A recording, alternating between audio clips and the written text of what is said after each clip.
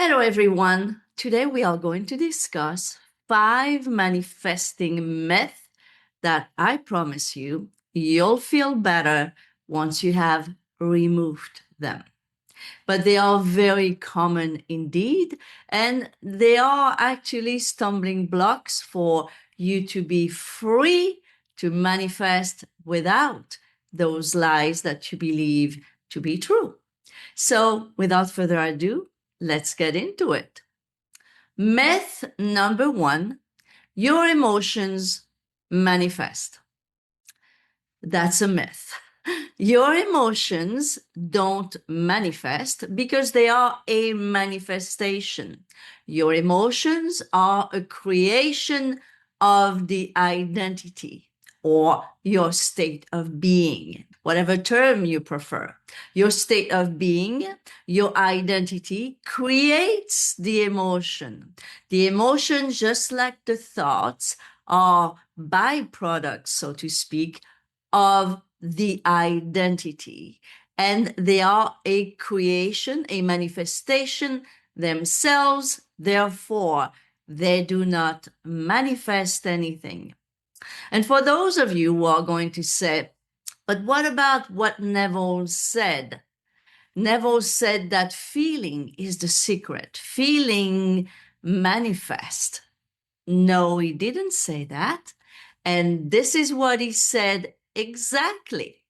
He said, when I speak of feeling, I do not mean emotion, but the acceptance of the fact that it is fulfilled. Did you hear that? When I speak of feeling, I do not mean emotion. So that's very clear right there already. And then he added, but the acceptance of the fact that it is fulfilled. That's what he meant by feeling. In other words, by feeling, he meant being or knowing, whichever one you prefer to use.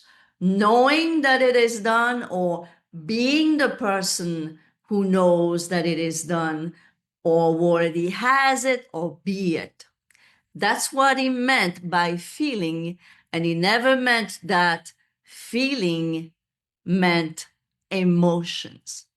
So whatever emotions you have, they are like your thoughts. They have no power whatsoever because they stem from your identity. They are created by the identity. Therefore, they don't have any power to manifest anything, to create anything. Myth number 2, you are manifesting your SP. Well, first of all, if you maintain that state, if you keep on manifesting your specific person, well, you will keep on manifesting them, meaning you will never be with them. If you keep on saying, you keep on entertaining the story, I am manifesting my SP, then yes, you are. And that's where you will be. Also, when you believe that you are manifesting another person, you are really manifesting yourself. That other person is actually a form of you that exists within your consciousness. So whether you are manifesting that person the first time, the second time, or the third time, whatever, you are still manifesting yourself in the form of another person. And this is why that person appeared in your experience, because they come from you, they are a form of you, and they are not independent from you. And I know that all of you already know this, because let me give you an example that I know you've all been through at least once. You created in your experience that person, and everything was great. everything was amazing with that person because you felt good about yourself. You were in the right identity, the right state of being to create that form called another person, aka your SP. But then you started to shift within yourself. That had nothing to do with them. You started to shift. You started feeling maybe not good enough. You started creating stories that actually worked against yourself. And what happened to that other person? Well, they had no choice but to reflect you, to reflect who you are being, because they don't exist outside of this. They don't exist outside of your consciousness. So, whatever you started being conscious of, aware of being, that created them to reflect that onto you. Because again, they have no free will, no independent will. They are just a form of you within your consciousness. There is nothing that exists outside of it, and that includes other people, and that includes your specific person, of course. So you are never manifesting another person or your SP. You are manifesting yourself. And if you dwell in that state of manifesting, then you perpetuate that state. And this is why you never see the end of the tunnel. You keep on manifesting them, which means they are never here. Okay? So that's a myth. I'm manifesting my SP that needs to go now. Myth number 3, I need to take action to manifest my desire. That's not true. You don't need to take action because anyhow, any action that you are going to take is going to stem from the identity. The identity is going to determine what action you are going to take. So, for example, if you are not in the right identity to receive your desire, well, whatever action you are going to take, it's not going to be helpful at all. It's not going to be the right action anywhere. Sometimes it could be the wrong action, as a matter of fact. So, no, you don't have to take any action to make things happen because an action is part of the dream, is part of the illusion, and stems from the identity anyhow. So there is nothing that you need to do in the dream, within the dream, to manifest your desire. Whether you decide to take an action or not, ultimately, this action doesn't matter and doesn't have anything to do with you manifesting your desire. And the only action that matters is inspired action. And this is the myth number 4. You believe that you can think an inspired action. And that's a big myth indeed. You can't think an inspired action because an inspired action can only be recognized after the fact.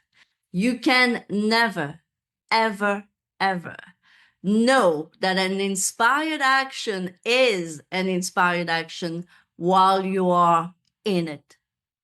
You will never know that was an inspired action that led to the manifestation of your desire.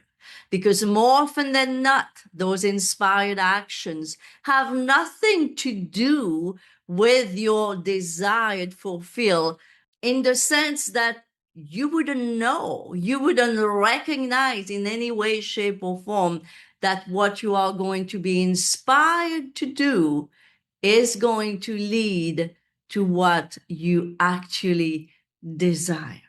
As an example, you might be inspired to buy a concert ticket, or even a friend of yours is inviting you to a concert. They bought a ticket for you, and you go to that concert, and there you meet your specific person.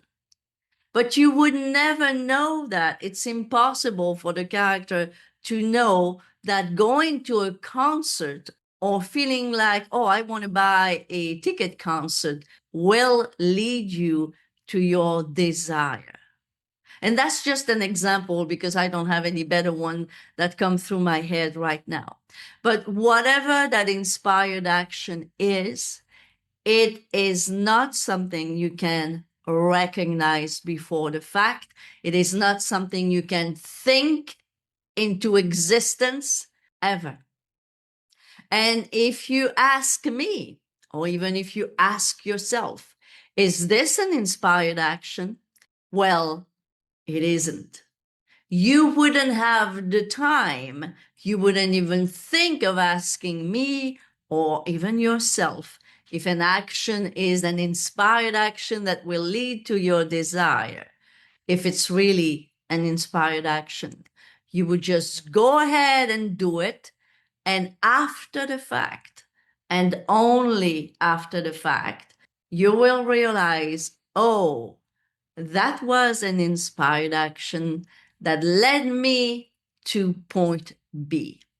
Sometimes it doesn't even have to be the end of your goal, but it could be to somewhere that is going to lead to your goal.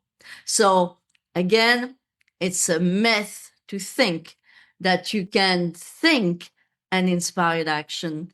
You can never think of it. You can never question it. And you'll never know that it is an inspired action until after the fact. And myth number 5, what happens in the 3D is more real than what happens in imagination. That's a myth, and that myth is creating a huge stumbling block for you guys to revise when there is a need to revise. So no, what happens in the 3D isn't more real at all than what happens in imagination. Because frankly, imagination is where God is where the power is. What you can imagine already exists in a reality that, yes, you may not be able to see physically yet because you are not in sync with it, basically. But if it exists in imagination, it already exists. The fact that you do see or do not see something in the 3D form doesn't mean that it exists or doesn't exist. We, as a human being, as the character, we do not see everything at all. Far from it. We see only some things. So what you see in your imagination, what you create in imagination, is as real as what you see in the 3D. And this is why, as a matter of fact, I'm sure many of you forget that. But what you do see in the 3D, what you do experience in the 3D, has been imagined first, whether you were conscious of it or not conscious of it. What you are imagining right now, whether you are conscious of it or not, will be pushed out in your 3D world, because that's a world of form, and that form takes form only based on your imagination. Let me give you an example of something that happened to me quite a few years ago when I used to live in North Carolina in the US. So, to make the story short, once upon a time, quite a few years back when I used to live in North Carolina in the US, I was in a rental car and I was in a very bad place. I was in a very bad state of being. And I started thinking, oh my God, how bad would it be if I had a car accident with the rental car? As Neville said it, I really felt it real. I really felt how bad it would be to have a car accident right now in that rental car. And I had two simple turns to make at that point. I was already stopped at a red light. I had to make a right turn and then a left turn on a side little road just to get into a parking lot. So I make my right turn and I'm waiting for traffic before making my left turn. And keep in mind, this is a very small side street with no traffic. So I stop the car and there is no car coming my way. So I proceed to make my left turn into the parking lot. And then I felt a bump and I started to see the shadow of a white car. And I thought to myself, I am dreaming right now and I am going to wake up. But I did not wake up because, yes, I was dreaming, but it was the big dream, the one you don't really wake up from, right? I had bumped into a car that wasn't there. That car wasn't there. I know it wasn't. It was a small road. There was nobody. On top of it, I stopped and wait for oncoming traffic before making my left turn. There was no car. This is why I proceeded to make my left turn. But then there was. And that car literally came out from nowhere.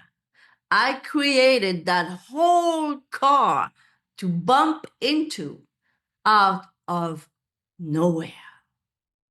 So that day, even though I was far from knowing the things that I know now, that day changed my life because I knew I wasn't drunk, I wasn't on drug, and I'm a very careful driver. And I followed the rules. I stopped and looked and waited. There was no car, so I turned. But as I turned, there was a car. So if you think that the 3D is so real as opposed to your imagination, your 3D is only created from your imagination. It is because I started imagining how bad it would be if I had a car accident right now in this rental car. Well, within less than 2 minutes, it was done. I had created a car in this 3D world, literally out of nowhere. This was so shocking to me that it doesn't matter how long I'd live, I will never forget that.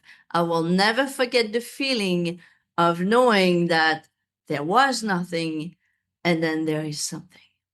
So when you want to revise an event, for example, and you say, well, I have a hard time revising it because I keep thinking of what happened. But you perceive what happened as real as opposed to your revision that you perceive as fake. But you couldn't be more wrong. Your revision of things is as real as what you perceived in the 3D form. As a matter of fact, if anything, it is more real. Because whatever you experience in that 3D form that you believe to be so real was only, again, a manifestation, a creation from your identity, from your inner world, from your imagination. So let's kill off that myth once and for all that what you imagine is less real than what you experience in the 3D. Because as a matter of fact, you are all imagination. Even what you believe to be real in the 3D, all it is, it's imagination that appears to be in front of your eyes. That's all it is. So I hope you enjoyed it, guys. This time, I think for real, I have my new page to introduce you to my new workshop. And we have included some amazing feedback. And if you want to check it out, click the link below. I'll pin it in the first comment and also in the description box. Like the video if you liked it, comment and share, and I'll see you next time. Bye bye for now.